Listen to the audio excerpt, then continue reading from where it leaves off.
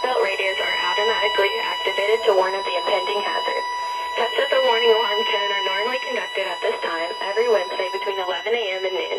If severe weather threatens the area near the normal test time, the test will be postponed until the first good weather day. This warning alarm tone will be activated for watches, warnings, and selected statements affecting specific counties based on the transmitter you are listening to. For exact coverage areas, please check our internet homepage. Receipt of the warning alarm tone will vary at any given location, especially at greater distances from the transmitter and in large buildings. This concludes the weekly warning alarm test. We now return to our normally scheduled